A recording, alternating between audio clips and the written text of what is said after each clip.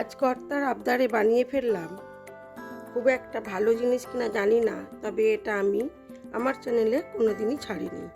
ছোট্ট ছোট্ট কাঁকড়া, এগুলোকে কি কাঁকড়া বলে আমি ঠিক জানি না। কাঁকড়া নিয়ে আমার অত পড়াশুনো করা নেই।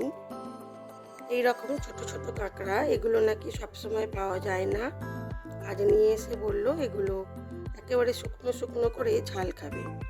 তো তখনই আমার মাথায় এলো উদয়পুরে একবার বড় বড় কাঁকড়া দিয়ে একটা সুন্দর মশলা কারি ওরা বানিয়ে দিয়েছিল। তো সেটাই আজকে করি, দেখাই চলুন কিভাবে করছি। এই কাঁকড়াগুলোকে জ্যান্ত অবস্থায় কাটতে হয়, তো আমি আগে কখনো কাটিনি, সেই জন্য আজকে আমি ফ্রিজের মধ্যে কিছুক্ষণ রেখে দিয়েছিলাম। তারপরে কাঁকড়াগুলোকে ওর নাভি এবং পাগুলো সুন্দর করে ছাড়িয়ে পরিষ্কার করে নিলাম।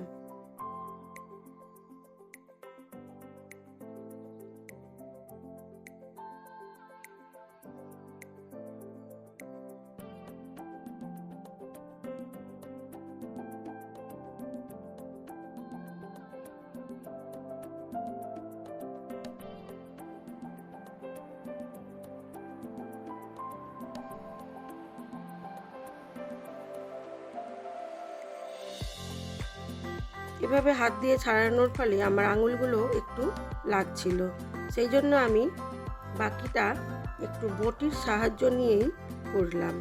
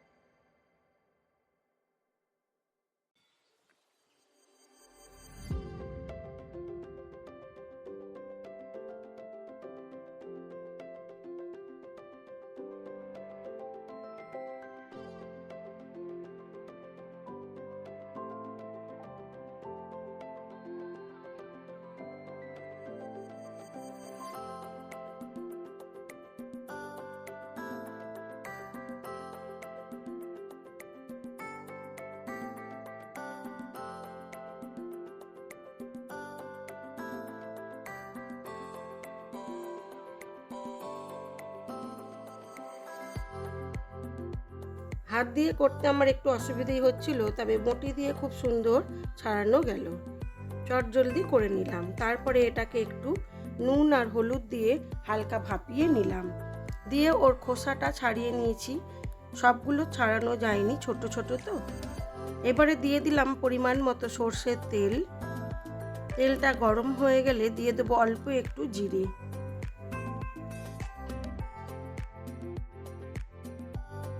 জিরেটা একটু ভাজা ভাজা হয়ে গেলে দিয়ে দেবো অল্প একটু রসুন বাটা। রসুনটাকে হালকা নাড়াচাড়া করে নিয়ে দিয়ে দেবো পেঁয়াজ বাটা। পেঁয়াজ বাটা যেহেতু, সেই জন্য টমেটোটাকে একটু কুচিয়ে তেলের মধ্যে আগে নাড়াচাড়া করে নেব, তাহলে টমেটোর কাঁচা গন্ধটা চলে যাবে। টমেটোটাকে একটু নেড়ে চেড়ে নিয়ে তারপরে দিয়ে দিলাম পেঁয়াজ বাটাটা। বেশ অনেকটা পরিমাণ পেঁয়াজ বাটা দিলাম, যাতে কাঁকড়াগুলো গা মাখা ঝাল হয়। এবারে এটাকে নুন দিয়ে ভালো করে কষাবো।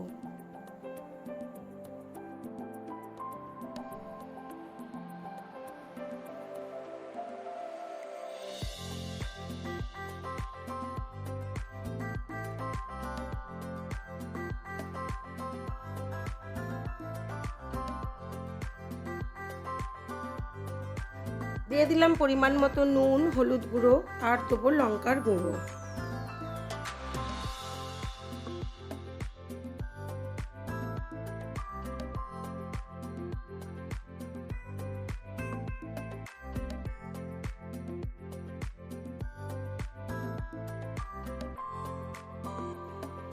দিয়ে দিলাম আদা কাঁচা লঙ্কা বাটা, এটা একটু ঝালঝালি করব। এবারে সব কিছু দিয়ে মশলাটাকে খুব ভালো করে কষিয়ে নিয়ে তারপরে আমি এর মধ্যে দেবো অল্প একটু চিনি, আর দিলাম রঙের জন্য একটু লঙ্কার গুঁড়ো। সব কিছু দিয়ে মশলাটাকে খুব ভালো করে কষাবো যতক্ষণ না পর্যন্ত তেল ছাড়ছে। মশলাটা থেকে তেল ছাড়লে তখন আমি মশলাটাকে একটু নাবিয়ে রেখে তারপর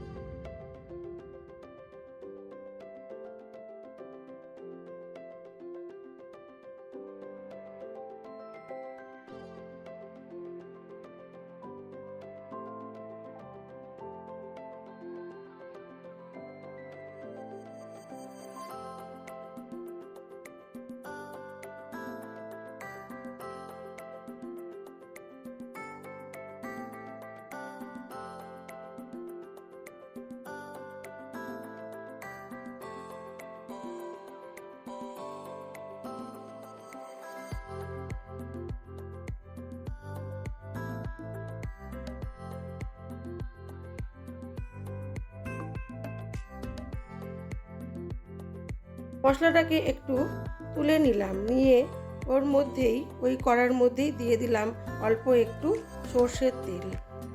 যেহেতু কাঁকড়াটা তখন গরম ছিল সেই জন্য কাঁকড়াটাকে একটু ঠান্ডা হতে দিয়েছিলাম।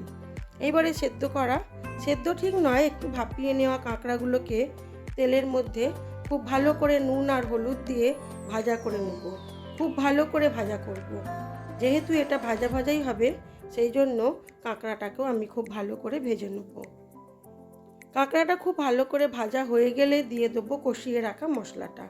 কষিয়ে রাখা মশলাটা দিয়ে কম আঁচে বেশ কিছুক্ষণ এটাকে কষাবো। কষালেই হয়ে যাবে আমার আজকের ছোট্ট ছোট্ট কাঁকড়ার গা মাখা ঝাল। এবারে আমি এটাকে সার্ভ করে দেবো। এটা আমার প্রায় হয়ে এসেছে।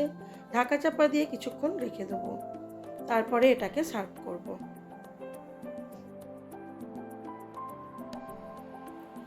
লাস্টে দিয়ে দিলাম একটু ধনে জিরের গুঁড়ো আর গরম মশলার গুঁড়ো দিয়ে আবার এটাকে একটু ভালো করে নাড়াচাড়া করে নিয়ে ঢাকা চাপা দিয়ে কিছুক্ষণ রাখবো।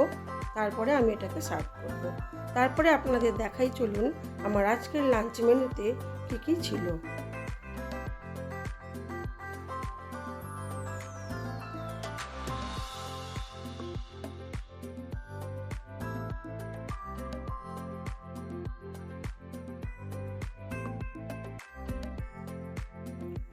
চলুন দেখাই। আমার আজকের লাঞ্চ মেনুতে ছিল সাদা ভাত, নিম পাতা ভাজা, বেগুন ভাজা ছোট্ট ছোট্ট করে, আর ছিল কাঁকড়ার গা মাখা ঝাল, আর ছিল সেদ্ধ ঝোল। সব রকম সবজি দিয়ে, ঝিঙে, পটল, বেগুন, গাজর সব রকম সবজি দিয়ে একটা হালকা ঝোল, আর ছিল আলু পোস্ত আর টমেটোর চাটনি। আজ এই পর্যন্তই। ভিডিওটি ভালো লেগে থাকলে লাইক, শেয়ার, কমেন্ট করবেন এবং নতুন বন্ধু হয়ে থাকলে একটা সাবস্ক্রাইব করে দেবেন। সবাই ভালো থাকবেন, সুস্থ থাকবেন, নিজেদের খেয়াল রাখবেন।